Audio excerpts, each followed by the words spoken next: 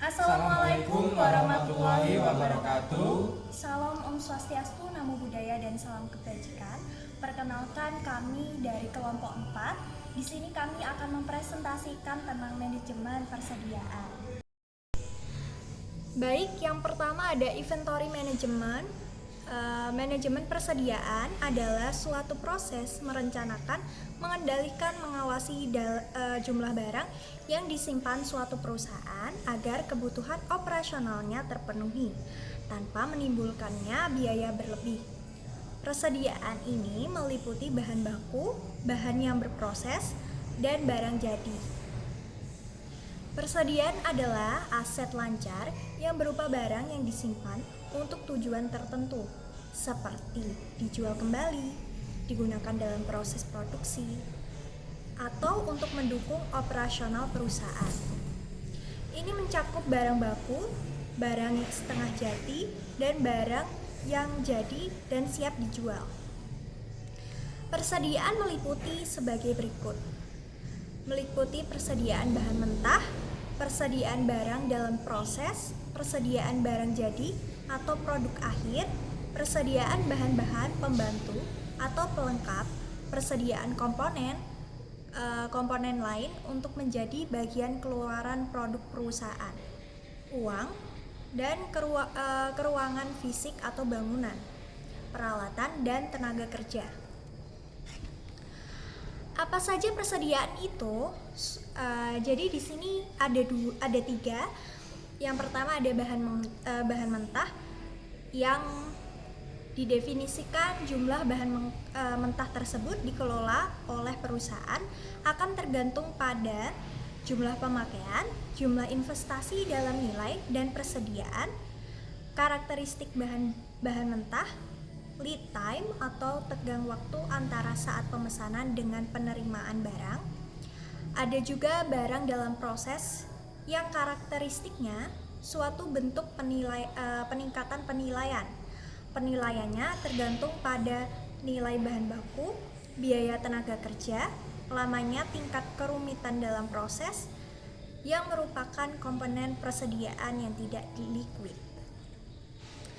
Lalu apa saja persediaan itu? Yang di sini ada juga barang jadi, yang keberadaannya dipengaruhi oleh sales forecasting, likuiditasnya, dan karakteristik fisiknya. Ada juga sistem pengendalian persediaan. Nah, di bagian ini kita akan menjelaskan apa yang dimaksud dengan sistem pengendalian persediaan itu, yang merupakan serangkaian kebijakan pengendalian untuk menentukan suatu tingkatan persediaan yang harus dijaga, kapan pesanan untuk ditambah, dan seberapa besar pesanan yang harus diadakan. Sistem ini ada untuk menentukan dan menjamin ketersediaannya persediaan dengan tepat dan kuantitas di waktu yang tepat. Lalu ada fungsi persediaan.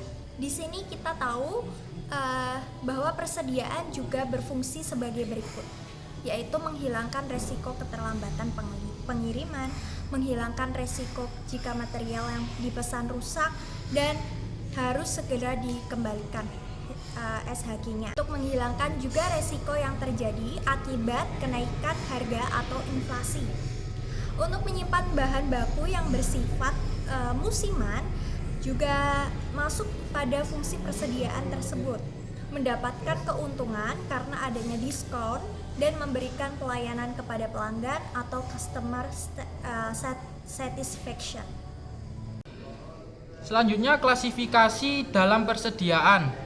Klasifikasi ABC merupakan aplikasi persediaan yang memakai prinsip Pareto, the critical few and the trivial many, memfokuskan kepada persediaan yang kritikal bernilai tinggi daripada trivial yang bernilai rendah.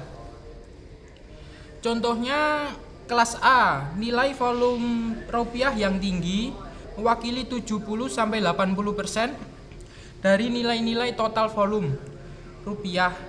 Meskipun jumlahnya sedikit, sekitar dari 15% dari jumlah persediaan. Terus untuk yang kelas B, nilai volume rupiah yang menengah mewakili sekitar 15% dari nilai volume rupiah dan sekitar 30% dari jumlah persediaan. Dan yang untuk kelas C, nilai volume rupiahnya rendah, hanya mewakili sekitar 10% dari nilai rupiah, tetapi terdiri dari sekitar 55% dari jumlah persediaan. Biaya-biaya dalam persediaan.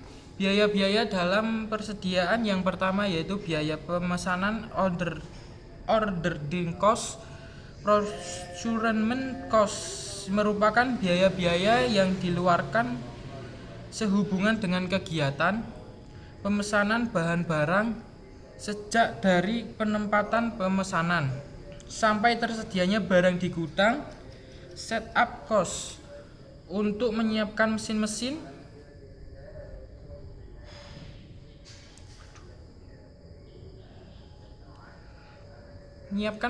atau proses manufaktur dari suatu pesanan produksi.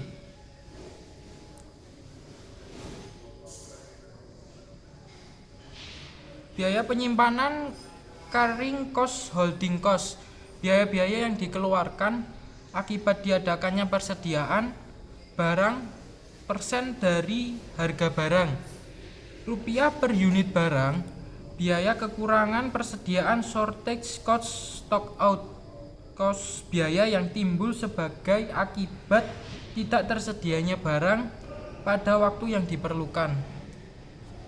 Model persediaan yang pertama yaitu model persediaan economic order quantity, yang kedua dalam kurung EOC, yang ketiga model persediaan dengan pesanan tertunda, dan yang keempat model persediaan dengan potongan kuantitas, dan untuk yang terakhir model persediaan dengan penerimaan bertahap.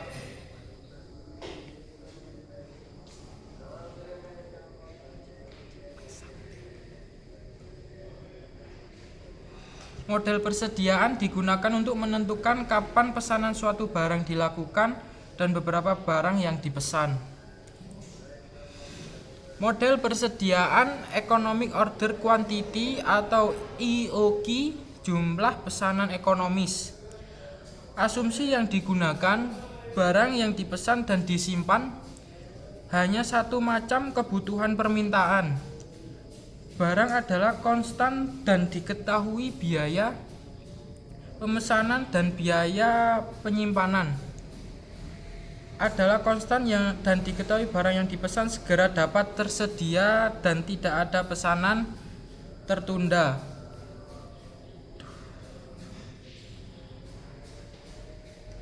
Diterima dalam satu batch hingga barang tetap dan tidak tergantung dari jumlah yang dipesan. Tidak ada potongan kuantitas, waktu tenggang, lead time diketahui dan konstan. Untuk yang selanjutnya ada gambar yang pertama, kurva grafik persediaan dalam model EOQ. Gambar ini menunjukkan pola stok barang di gudang perusahaan dari waktu ke waktu dengan garis gergaji. Bayangkan garis ini sebagai jumlah barang di gudang. Saat garis berada di puncak titik Q, artinya gudang baru saja diisi penuh. Garis turun.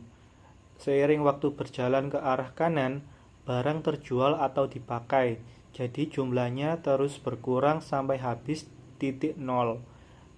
Garis naik tegak lurus. Saat barang habis, perusahaan langsung memesan lagi, dan stok kembali penuh seketika ke titik Q. Pola ini berulang terus-menerus. Garis putus-putus Q atau 2. Ini adalah rata-rata jumlah barang yang ada di gudang. Intinya, gambar ini menjelaskan siklus beli, pakai sampai habis, beli lagi yang teratur. Untuk gambar yang kedua, model persediaan EOQ, pendekatan tabel. Gambar ini adalah contoh perhitungan nyata kasus PT Hayang Makmur. Untuk mencari mana pilihan yang paling murah, kita membandingkan frekuensi pemesanan, berapa kali pesan dalam setahun, Kolom kiri, frekuensi pemesanan. Pilihannya pesan 1 kali setahun, 2 kali, sampai 8 kali. Biaya pemesanan, semakin sering pesan dalam frekuensi tinggi, biaya pesan makin mahal karena bolak-balik bayar ongkos kirim atau admin. Lihat angkanya naik dari 50.000 ke 400.000. Biaya penyimpanan, semakin jarang pesan, frekuensi rendah, barang numpuk di gudang.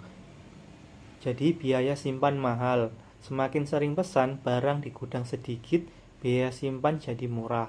Lihat angkanya turun dari 1.800.000 ke 225.000. Biaya total ini adalah gabungan biaya pesan ditambah biaya simpan. Kita mencari angka terkecil di kolom ini. Intinya di tabel ini, angka biaya total paling kecil adalah 600.000 pada baris ke-6. Artinya cara paling hemat adalah memesan 6 kali dalam setahun dengan jumlah 2000 unit per pesanan.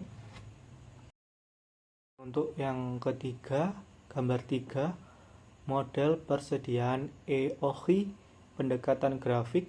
Gambar ini adalah versi visual dari tabel di atas.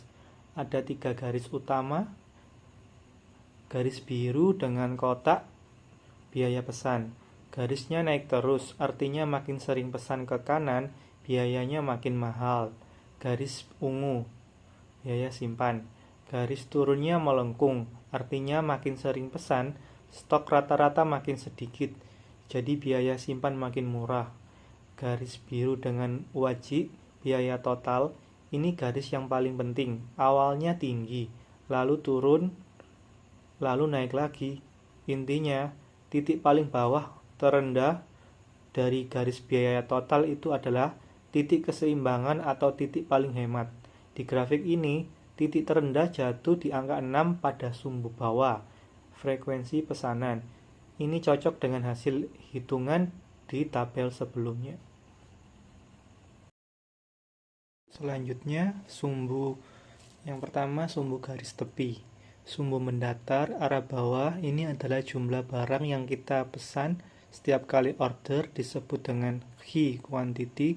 Semakin ke kanan artinya kita memesan barang dalam jumlah yang makin banyak sekali angkut. Sumbu tegak ke kiri ini adalah total biaya, uang yang harus dikeluarkan. Semakin ke atas semakin mahal. Yang kedua, 3 garis utama. Garis hijau melengkung, BI pesan, ini adalah biaya pemesanan.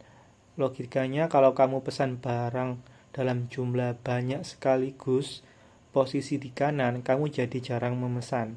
Karena jarang pesan, biaya administrasinya dalam kurung ongkos kirim, telepon admin jadi lebih murah. Makanya garis turun. Garis merah lurus naik atau biaya penyimpanan. Kalau kamu pesan barang dalam jumlah banyak sekaligus, posisi di kanan, gudangmu akan penuh sesak. Biaya sewa gudang, listrik, dan perawatan barang jadi mahal. Makanya garisnya naik terus. Garis hitam melengkung, TC, total cost, ini adalah total biaya. Gabungan biaya pesan ditambah biaya simpan. Bentuknya seperti mangkuk huruf U, awalnya mahal, turun jadi murah, lalu naik lagi jadi mahal. Dan yang terakhir, titik EOKI, titik pertemuan, di mana garis putus-putus bertemu, itu adalah titik paling krusial.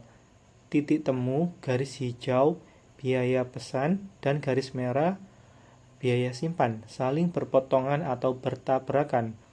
Titik terendah tepat di atas perpotongan itu. Garis hitam, total biaya, berada di posisi paling bawah atau paling murah.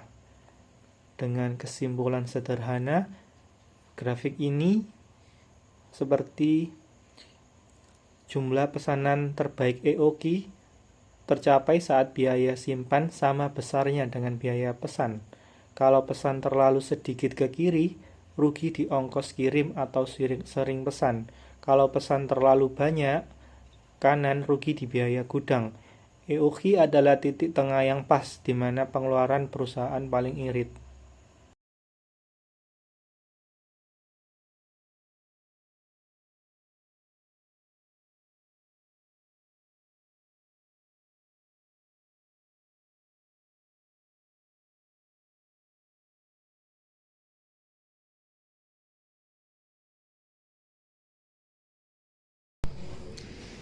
Warehousing and storage. EOQ dengan safety stock. Jika perusahaan menetapkan jumlah minuman persediaan yang harus ada di gudang atau safety stock, maka jumlah barang yang ada di gudang EOQ plus safety stock. Dari contoh perhitungan EOQ di muka, hitunglah besarnya jumlah barang yang ada di gudang bila ditetapkan safety stock sebesar 25 sama dengan EOQ plus safety stock sama dengan 200 plus 25 sama dengan 225 unit. Selanjutnya, waktu tenggang persediaan, pengaman, dan titik pemesanan ulang. Waktu tenggang atau lead time, perbedaan waktu antara waktu pemesanan sampai saat barang tiba atau siap dipakai. Persediaan, pengaman atau safety atau buffer atau iron stock, persediaan yang dicadangkan untuk kebutuhan selama menunggu barang datang, berfungsi untuk melindungi atau menjaga kemungkinan terjadinya kekurangan bahan. Titik pemesan ulang atau reorder point, titik di mana harus diadakan pemesanan kembali sedemikian rupa sehingga kedatangan atau penerimaan bahan baku yang dipesan adalah tepat waktu, di mana persediaan di atas persediaan pengaman sama dengan 0. Selanjutnya, cara menetapkan titik pemesanan ulang. 1. Jumlah penggunaan selama waktu tenggang ditambah dengan persentase tertentu.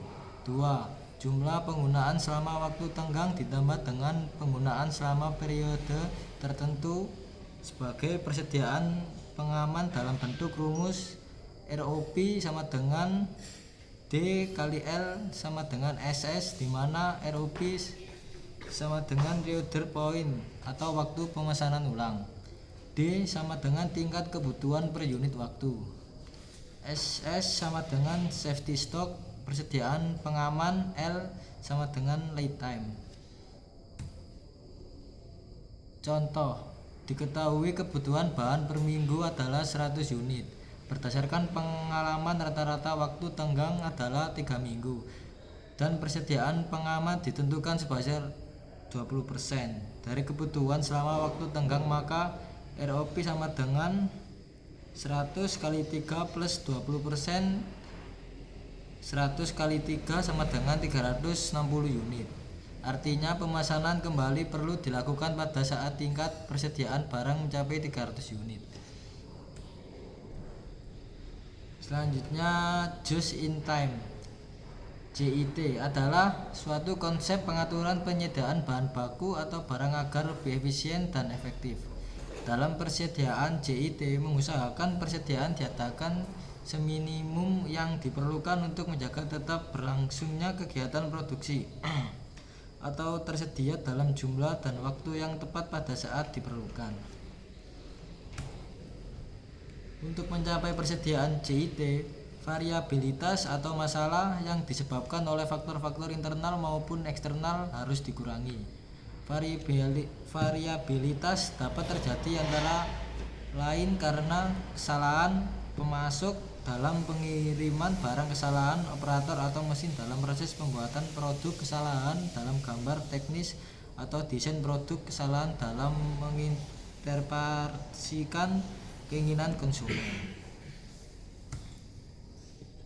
Selanjutnya, metode JIT juga diterapkan dalam proses produksi. Penekanannya adalah mengusahakan secara kontinu pengurangan rendemen dan inefisiensi. Produksi JIT menunjukkan suatu sistem produk di mana kegiatan operasi terjadi hanya bila diperlukan saja. Sistem JIT sering juga disebut dengan sistem Kanban, yaitu suatu sistem informasi yang secara harmonis mengendalikan sistem produksi. Metode JIT dalam tiap progres produksi. Kanban merupakan otorisasi baik untuk mensyaratkan adalah kebutuhan suatu persediaan atau untuk penggerakan material dari satu pusat kerja ke pusat kerja lainnya. Untuk yang selanjutnya, manfaat dari JIT. Yang pertama, berkurangnya tingkat persediaan. Yang kedua, meningkatnya pengendalian mutu. Kuantitas pesanan produksi. Pada model persediaan sebelumnya, kita mengasumsikan semua pesanan persediaan diterima pada satu waktu. Namun pada saat di mana perusahaan menerima persediaannya pada selang waktu tertentu, kasus ini memerlukan model berbeda. Model yang tidak memerlukan asumsi penerimaan yang instan. Model ini dapat digunakan dalam dua situasi. Yang pertama, ketika persediaan mengalir atau menumpuk secara berkelanjutan selama suatu waktu setelah sebuah pemesanan ditempatkan. Yang kedua, ketika unit-unit dihasilkan dan dijual secara bersama. Karena cocok untuk lingkungan produksi, model ini disebut model kuantitas pesanan produksi. Model ini berfungsi menetapkan pemesanan optimal, biaya pemesanan sama dengan biaya penyimpanan. Oke, untuk total biaya persediaan di sini kita ada rumus untuk biaya pemesanan itu ditambah dengan biaya penyimpanan serta ditambah juga dengan biaya kekurangan persediaan. Baik, di sini video kita yang telah kita buat. Apabila kurang lebihnya kita mohon maaf, kami mohon maaf. Thank you. Dan ini ada kata-kata dari kami, tim manajemen persediaan. Model transaksional yang baik bukan hanya efisien, tetapi juga etis dan berorientasi nilai. Setiap transaksi adalah cerita tentang bagaimana kita menghargai satu sama lain. Sekian dan terima kasih dari kelompok 4. Wassalamualaikum warahmatullahi wabarakatuh.